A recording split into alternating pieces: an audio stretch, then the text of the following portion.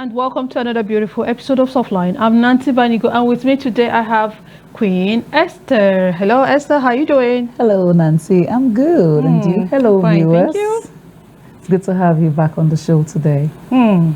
Nice to have you back. Okay, so Esther, I saw a new trend for Guinness World Record. Okay. You know, Nigerians, I don't know, anything Nigerians put their hands inside, it turns out to be different. You know, I think at this point, Guinness should just relocate their office to Nigeria because every blessed day we get one record trying to be broken by one Nigeria or the other. So today I saw a popular comedian. He said he was going to do the longest stand-up comedy, D1, I think. So the longest stand-up comedy, but that's not even the one that is catching my attention. The one that is really catching my attention is the one that is by a writer. I think his name is Issa Shuaibu. He's a writer. Okay. He said he's going to write for 72 hours straight. Wow. So he's going to break that record. Wow. To write for 72 hours straight. And not just writing. He had already picked a topic. And you know what the topic is? He's going to write why President Tinubu should be given another chance to rule. Wow. Nigerians. So he's going to be writing about reasons why President Bola Ahmed Tinubu should be given a second term to rule. Interesting. So we are waiting. And I hope, in fact, this one has even gone far because the Minister for Information has gone ahead to endorse him. Wow. No, celebrating him. That's a good thing for you to, you know, indulge in such a thing. And we are waiting now. Yes, so after these 3 days of writing, I hope he will not confuse us. Exactly. But to convince us why Bola Ahmed Tinubu should be president again. So here we are, Esther. I don't know. Are you planning on breaking any record? Since it's a trending thing now, which one are you? Nancy, you know, the other time we just had to stop at the longest TV show. You and I, of course. It's still in the oven. Yes, it's still cooking. Yeah, still cooking. Yeah, when it's time, we will let the whole world know. Yeah, I think we should bless Hilda Bassi because this whole thing started with her cookathon, right? Right. You know, she brought it up and then she woke up that zeal, that potentials Nigerians never knew they had. So now everybody is yeah, and you know, before now, Guinness Book of Record looked like an impossible thing. And most Western countries were always clinching or bagging the titles. And we're nobody just there cared, looking. actually. Yeah, we're applauding them on until Linda took the bull by the horn. Absolutely. Hilda, rather, took the bull by the horn. And then today, here we are. We've broken the records for the, there's a guy who did the read aloud. Yeah, yes, we've had several. And then the radio. Yeah, but George from Akwa Ibom also. Yeah, so we've had several orders from across the country, you know. And this is a good thing, I must say. It's a good thing. And you know, maybe collectively, Guinness World Record would award one to Nigeria for having the most record breaking. Yes. Attempters. Yeah, absolutely. I think that's a good one. I think that's a good one.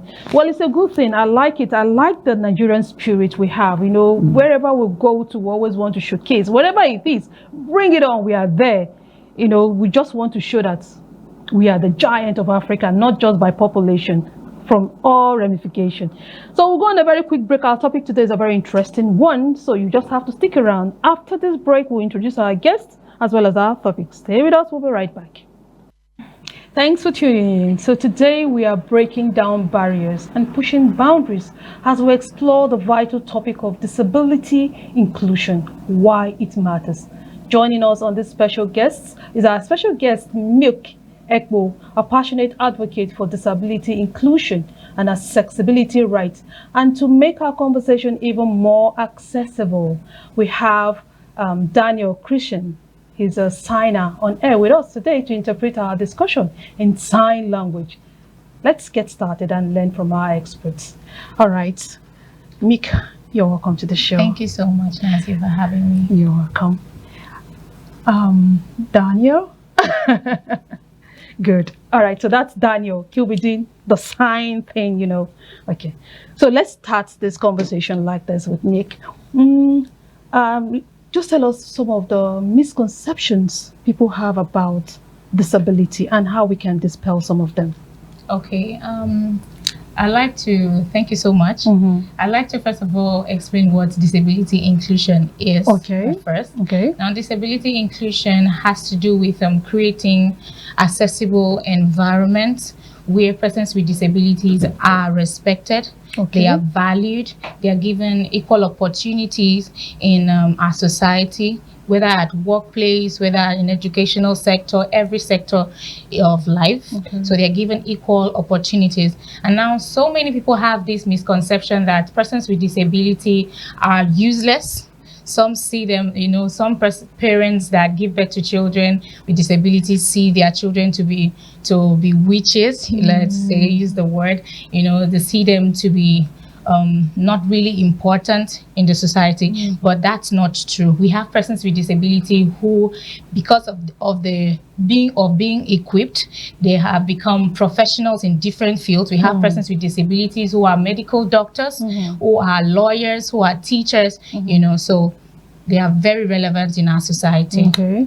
All right. So I'm glad you mentioned some of those achievements and things that people with disability can go ahead to achieve, So it's not about, because I asked the questions, some of the misconceptions people have. And I see a lot of persons, like you've said, some mothers give birth to children with disabilities and they tend to like, oh, this one is not going to be anything in life. But we've seen some of these children grow up to be great people. All right. So talking about inclusion is bringing them out so that we can see that it's not useless after all. All right, Esther, you want to come in? That's really amazing. Sometime back, I met with a young lady who was on wheelchairs. Then she worked with one of the top oil companies in this country. I was taken aback when she was introduced, and then she runs an NGO right now.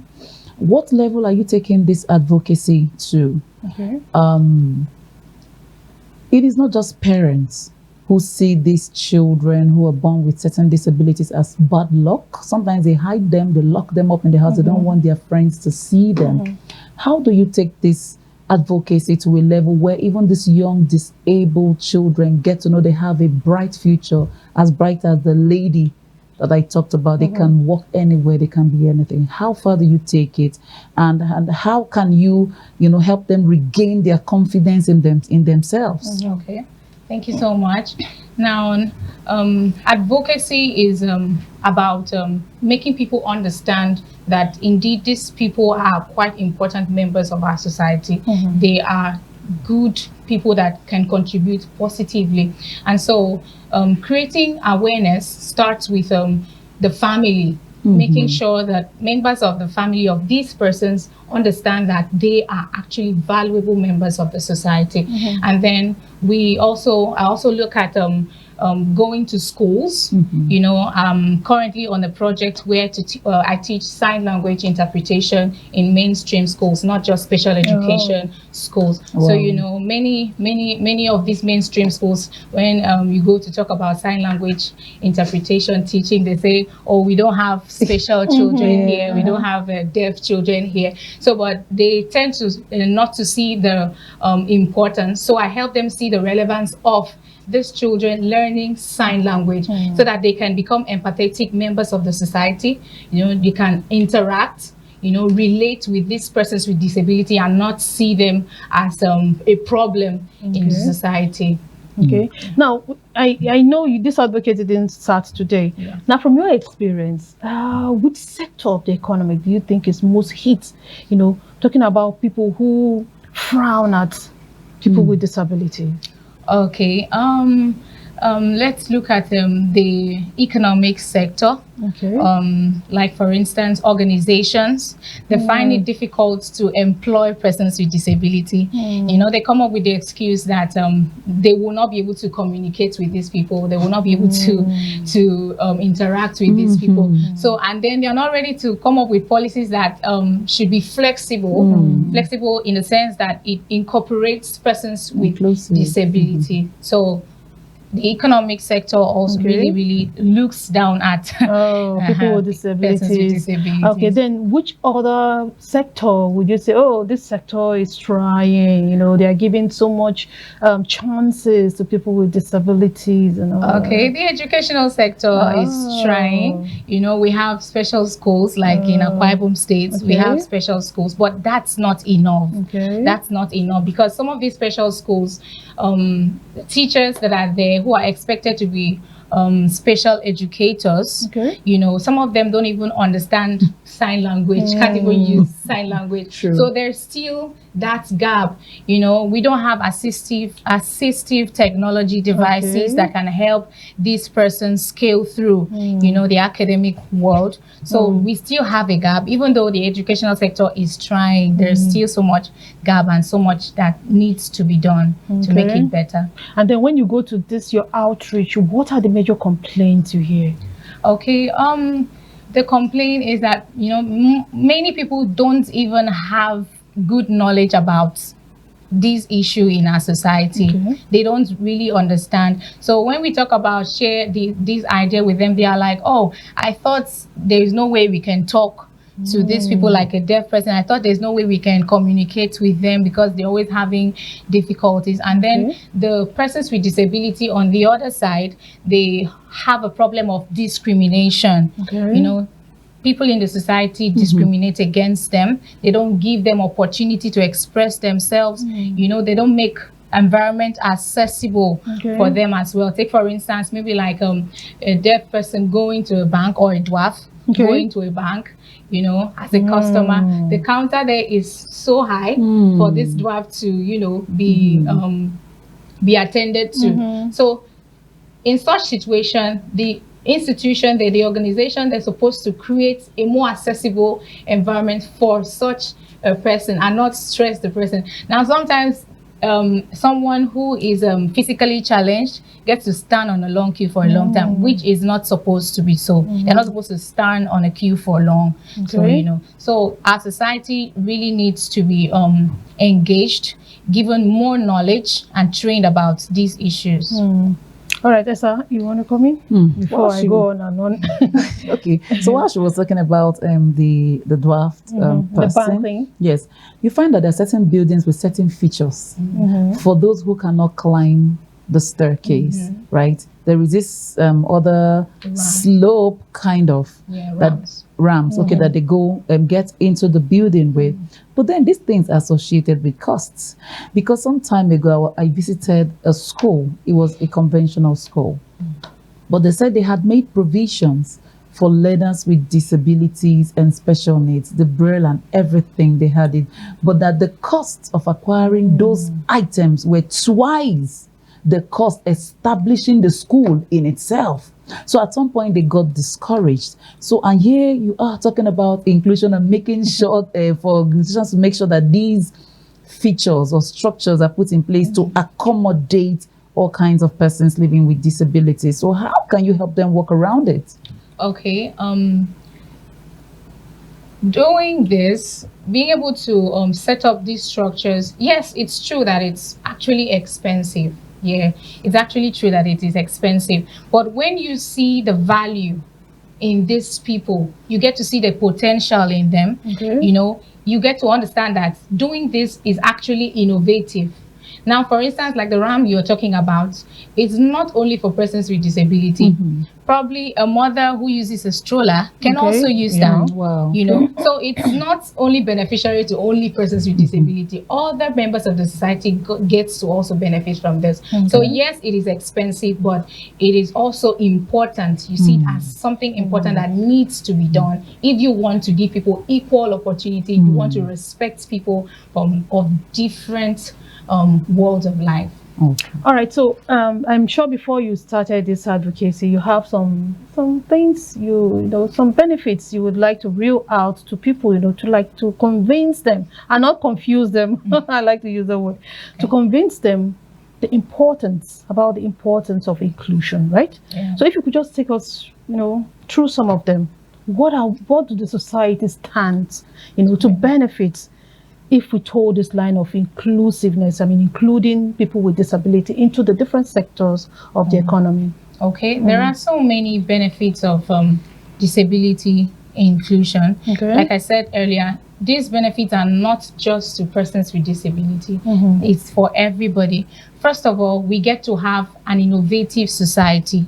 You know, for instance, a workplace where you get to employ persons with disability, you get to see that you have people from different perspective, different life experiences, and this calls for a creative problem solving in such an organization. And then in the education, in the society at large, we get to reduce poverty, dependence. When these people are empowered with this accessible environment, you know, education, skills, and everything that they need to stand tall in life, we reduce dependency of these people. You know, the number of beggars on the streets reduces, you know, because they know what to do for themselves. They know what they want for themselves, and they become good members of the society that can contribute positively to the society. Now, Meek, let me ask you a personal question. Okay. Why did you tell this line? Why did I tell this? Yeah, because you know, when I hear the topic, or when anybody hears the topic, they'll be expecting someone with some sort of disability coming to talk about it. But you're not in any way. So why this line? Okay, I get asked this question so many times. You know, some persons think I'm a coder. Maybe I have any member of my family that has a disability. No, that's not it. Oh, really? No, I like justice. First of all, I like justice. I like people having equal opportunities. I like giving people opportunities to express themselves. So I saw inclusion as an avenue where I can do that, encourage people, give people opportunities to scale through in life with in my little way. So you had no experience at all with, you know, being people with disability being deprived of anything? No experience, nothing, just like that? No. Oh, wow, that's nice. Thank you. Nice. Commendable. Thank you. So you made a mention of a word coda. Can you please break that down? Okay, coda means child of deaf adults, meaning a child who is born to a family where the parents or the adults are deaf. Oh, wow. Yeah, so people think I was born into such a family where maybe my parents are deaf, and so because of this I had to learn sign language and then come up to be a disability advocate. Is there an age limit to teaching a disabled person, someone has hearing impairment, sign language? No, there's no age limit. Is there any pre-knowledge or criteria? Maybe let's take a market woman in a rural area, for example, who is in her late 60s, and then your advocacy reaches her village. And then you're like, Malcolm, don't go and be shouting out loud again. Like, okay, let's just teach her how to understand this. Do you think she will still be able to learn at 68 or 70? Of course. So how are you able to achieve that? Anybody can learn sign language, even a child of 3 years old. Really? If you go to special schools, you see a child of 3 years old that is growing, just starting school. You can see the child also learning. You know, you can show an item, okay, this is this. They understand. And so like an elderly person like that, you just use the local dialect and interpret, teach her, okay, take for instance, can I use the BBO here? Yeah, For instance, you want to say Enyang, like name, for instance, in the BBO, you say, okay, this is name, Enyang, Enyang, this is name. You understand me? So there is no age limit at all to learning sign language, as long as the determination is there. Is it difficult? It's not difficult. Like I said, it's a mindset. Okay. Yeah. So if you have a good mindset towards it, it becomes easy for you. But you need to practice regularly. On the average, how long will it take? You want to teach Nancy and I. On the average, how many months will it take for us to learn at least the basics? Yeah, the basics. Okay. Yeah. In a period of 1 month, you should be able to. Oh, really? I can teach you how to sign the alphabet from A to Z in just 1 day. Did you attend this special school yourself? No, I didn't. So where did you learn yours?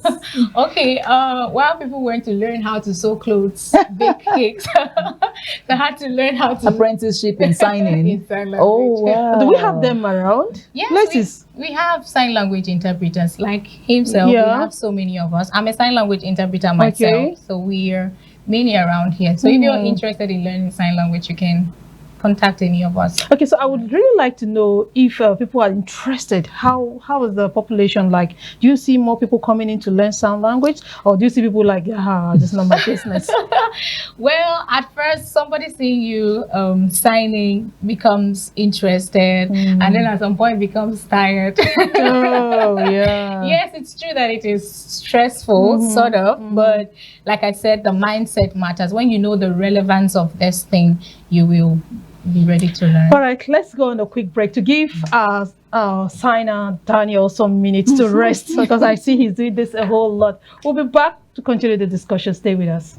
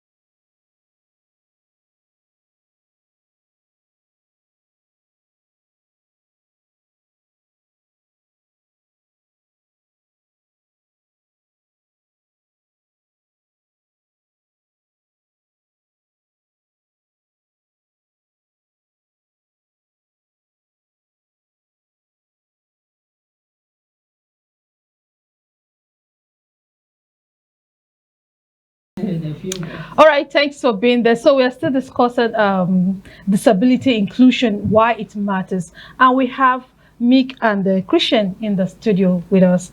But I think we should take a few tweets before we come back to Meek. So let's take our first tweet, and our first tweet reads, accommodating disabled people is not relaxing standards. It is addressing the discrimination that excludes disabled people in education, employment, transportation, and every aspect of life. It is equity, not advantage. And the next one says, the thing that really upsets me is that people don't realize it. That one, disability is not a choice. Two, disability inclusion impacts everyone. And then our third tweet says, you cannot prevent disability. I want people to understand that. Advocate for free health. Okay, even if you eat healthy, exercise, and have access to healthcare, disability can and will happen. Okay, advocate for free healthcare, advocate for better resources, advocate for accessibility, advocate for inclusion. All right, so last tweet here is from George, and it says, too often access and accommodation for disabled people are viewed as extras or advantages. They are rights and a means to address past and continuing discrimination that excludes disabled people. All right, Meek, I don't know if you want to react to any of these tweets. Okay. Would you like to react to any of them? Because they're just talking about inclusion, how important it is. Okay, like I've seen some tweets there talking about disability inclusion as being a right. Yes, that's true. It is a right. So no matter how expensive we might think it is to make that possible, it is the right of persons with disability to be included and enjoy accessible environments for themselves. Okay. And then you see it as a problem, as in, how do you see people treating people with disability? Oh, sometimes it's terrible. You know, like I cited an example in the bank. Yeah, you know, the dwarf someone person with physical disability that's physically challenged. And, you know, people are not empathetic enough to say, okay, can you take my seat while you wait for your turn? People don't even understand that this person is not supposed to stand with clutches for too long, you know. So sometimes people don't even have that empathy, and so that's one of the reasons, one of the things I try to talk about, make people understand that we need to build empathy for a stronger and better society. I'll go further to ask how you would feel if you were present somewhere and then someone with disability was maltreated. How do you feel? What would you do? I won't waste time to speak up. Okay. Okay. I won't waste time to speak up. In fact, sometimes I see some social media posts. I hear some people use some terrible words to describe them, like saying deaf and dumb. No, that's not the word. It's just deaf, not deaf and dumb. Oh. Yes, whether the person can hear and speak, or whether the person cannot hear or speak, Oh. it's just deaf. Oh my goodness.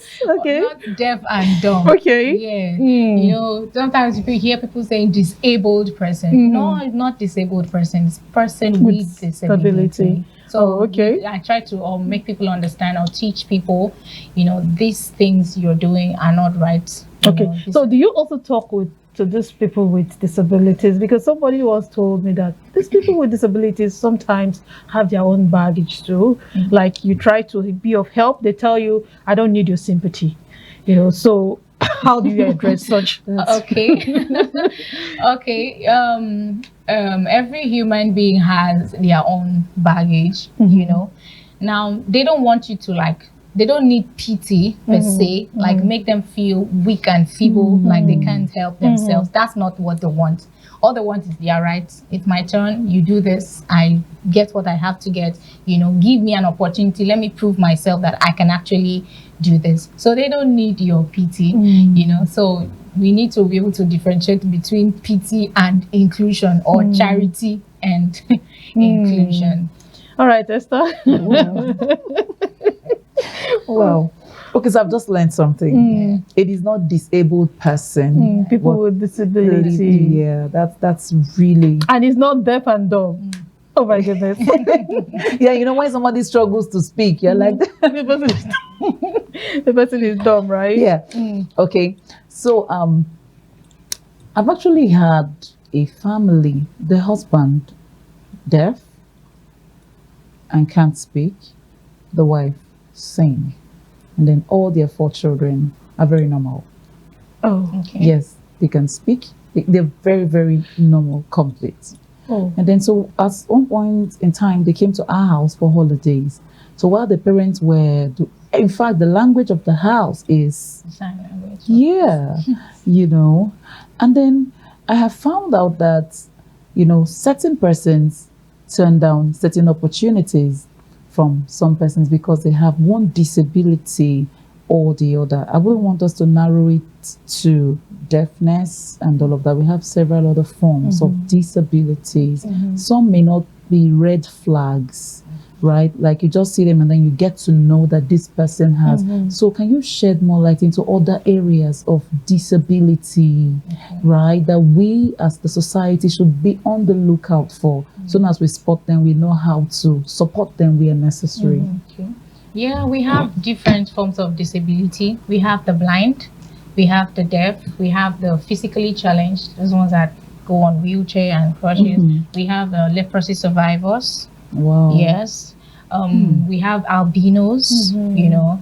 Now, these are different forms of disability. We also have autism, that's also disability. And so it is better when it is identified early. Okay. You know, maybe from a family, you identify that early and seek remedy early enough. Maybe as a child who grows up with who is born deaf, you know, the parents need to take the child to school early enough and not abandon the child that this one won't Amount to anything. You know. So it's for us as members of the society to look out for them and then give them their respect, give them the opportunities. You know, those that need therapy, you know, to go for therapy, need help one way or the other, you know.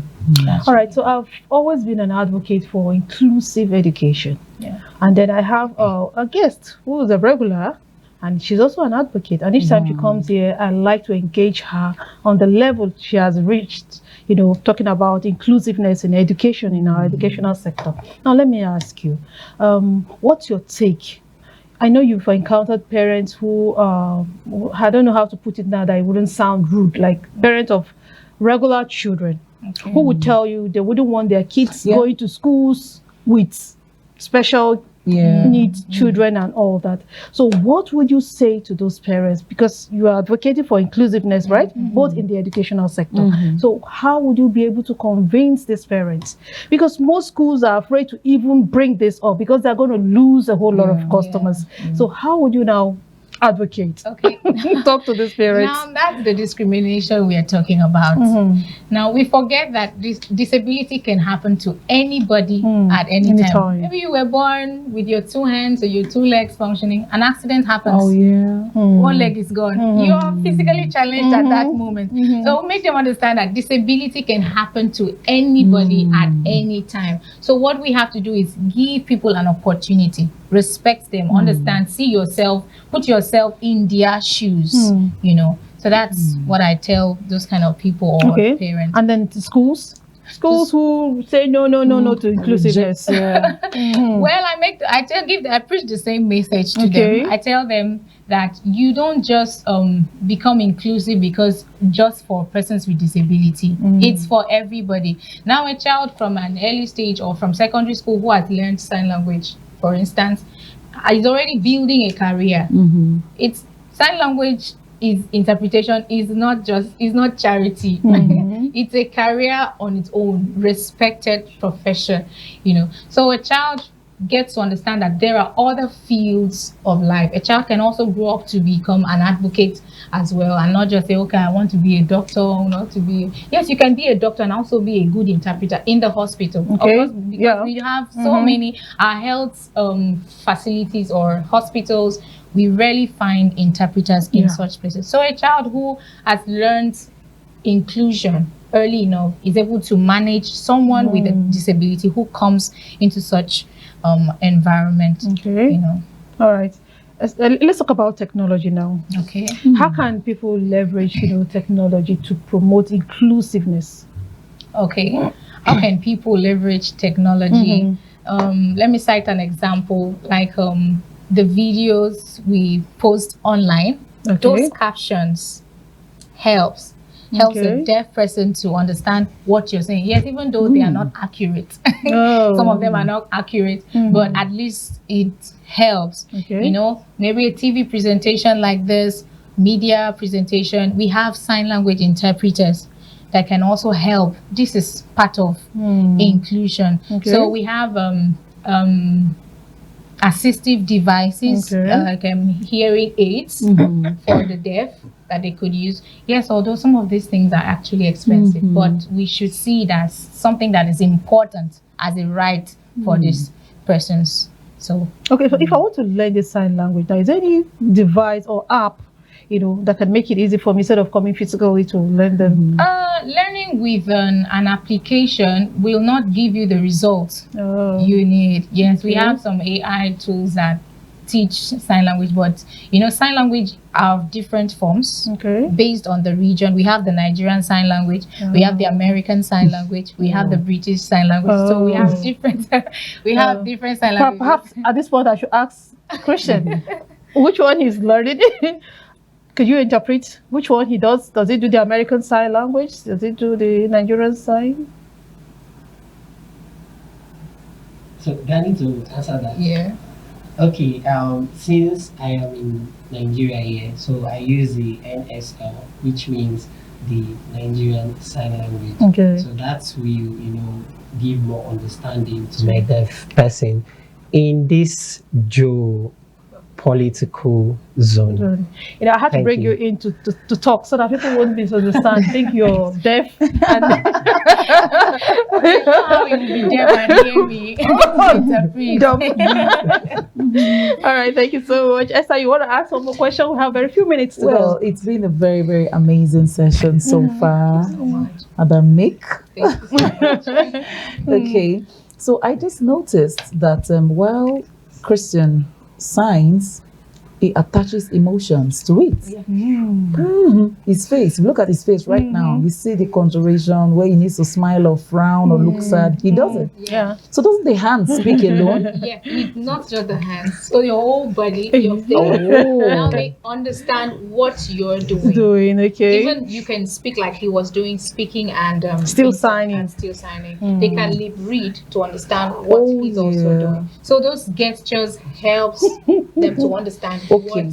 Like the spectrum of persons you're trying to communicate to. Yeah. If it's the one who can see but can't hear, they can read your lips and match it with your gestures or read The one your that facial can see and yes. not hear. Yes. Yes, they can read your lips. And understand. And we also have people that are deaf blind. Oh. They are deaf blind, meaning they are deaf and also blind. How do you manage They them? feel the signs with their hands. How? Yes, they feel the signs with their hands. They touch your hands while you're interpreting and understand. So that's Like how do you learn. can you demonstrate that quickly? I've never heard that, Nancy.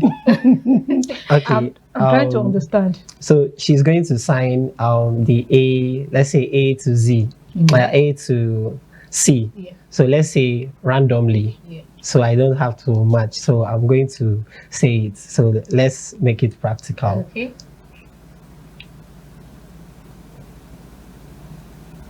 Okay, just give me an alphabet. Give me an alphabet. A.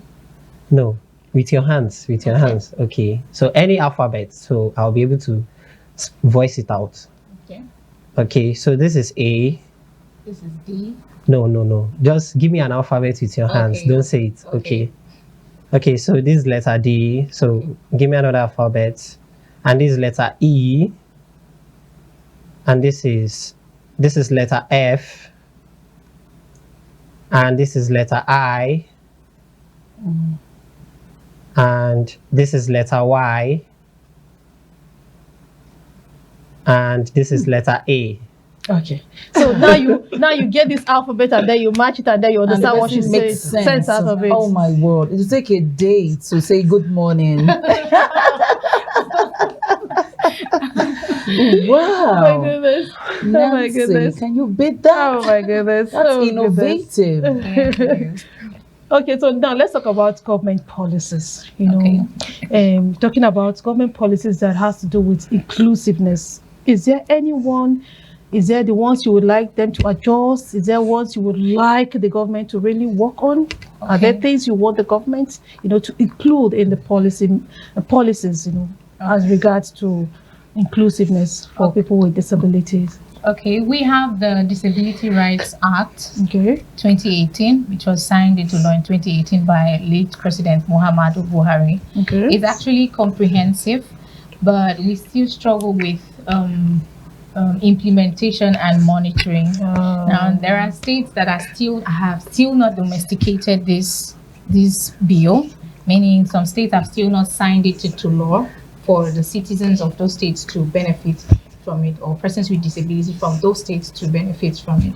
So I'm actually looking out for these states to please domesticate these bills so that persons with disability can actually benefit from this bill, because it will create room for employment for these persons, education, the health sector, everything. It's actually there in that bill. So we are more particular about the implementation and monitoring. Organizations are monitored that they're actually doing the right thing. Their environments are accessible. They are employing persons with disability as well. And all of that. Talking about these policies, have you ever seen someone who was rejected as a result of, they have their qualification, they have everything, but they were rejected as a result of their physical challenges and I've seen many of them. I actually work with persons with disability directly, so they share these stories. Could you just share any of the stories with us? Okay, there is this deaf person. He applied for a job in a tech firm. He's a graphics designer. And so when they discovered that he's a deaf, they refused to give him the job. They refused to give him the job with the excuse that he's not good enough. But he's actually good. At least he's doing his best. He's a graphics designer. So they come up with the excuse that they won't be able to communicate with them. It's stressful to have an interpreter where they can be communicating. So there are a lot of these experiences. Sometimes they even when you go to, for some of them, when they apply for jobs, they push them to teaching in special schools only. They limit them to only special schools. They're in different fields. They study different things. So people like to limit them as special educators only, even though they didn't study special education in school. So. Do you? I'm sorry to say this. I just want to know: are there those particular disabilities that are most hit by these rejections? There's no particular one. Okay. All of them face the same level of discriminations. Okay, because I once had someone with albinism. She said we shouldn't call them albinos, but we used to calling them albinos. Growing up, we know them, but they said no, it's wrong. It's kind of rude to call them albinos, so we call them with persons with albinism, right? So she said that the moment they just enter and the people just look at them, they just damn the qualification and everything and just reject. That happens. Really? Wow. That happens. Reject. So in your own experience in this state now, how would you rate the acceptability of persons with disability? Okay, it's kind of a tough one. The level of acceptance, I would say maybe 30% only. So it's quite poor here. Actually, compared to maybe Lagos, Abuja, yes, it's quite poor here. So our people tend to see these persons as, like I said before, witches, coming with so many problems. That's people's perspective about them. Whereas these are just normal people. The only thing is just that disability. And so we need to look beyond the disability. We need to look into their potentials and what they can offer. All right, so we're going to close the show with you talking to people with disabilities, because it is not enough that you are tagged someone with disability and you think because you are disabled, you deserve the right to be treated special, right? Because you said some of them do not like that, right? But some of them capitalize on that to like say, why it's my right, I should be attended to because I am this or I am that. So could you just speak to those categories of people to tell them, look, you have to brace up. The market, the sky is wide enough to accommodate everyone. So you just have to, how would they say it, be equal to the task, So just speak to people with disability out there. Okay. Those ones with that kind of character to mend their ways. Okay, to my community, I like to address them as my community. Really? Yes. Okay. To my community, I would say, you need to push yourself. Even when the society doesn't give you that big space, that large platform, you need to push yourself. Prove to people that you deserve your opportunities. Prove to people that you are smart. Tell people that, yes, I know my rights and I also know my limits, So it's necessary for you to push yourself. There is no limit to what you can do, even with your disability, as long as you know that it is right and it is legal. Okay. Yeah. All right. So, Meek, I'm going to give you 2 minutes because I know you've come here with some message today, to talk to people. What would you like people to remember about this episode, of you being here today? Okay. I'd like to say that we should remember that disability inclusion is a right, not charity. There's a difference between charity and inclusion. I always like to say. So disability inclusion is a right. And when everyone is given equal opportunity, when everyone is given the opportunity to express themselves, we get to build a better and stronger society. That's basically. All right. Christian, I think I'm going to give you 1 minute to also talk. Okay. Thank you very much. In a very, very brief and concise way. So I always say the world have gone past the level of, let me say, policy in inclusion. So let's say inclusion is a way of life. Thank you. Thank you so much, Christian. Thank you so much, Meek, for coming on the show today. All right, we have to go. Esther, you have anything you want to say? Well, thank you so much for coming on the show with me. Yeah. All right. Thank you for tuning in to our discussion on disability inclusion, why it matters. We hope you gained valuable insight from our guest, Meek Ekpo, and also appreciate the sign language interpreter provided by Kristen. Let's continue to break down barriers and promote inclusivity.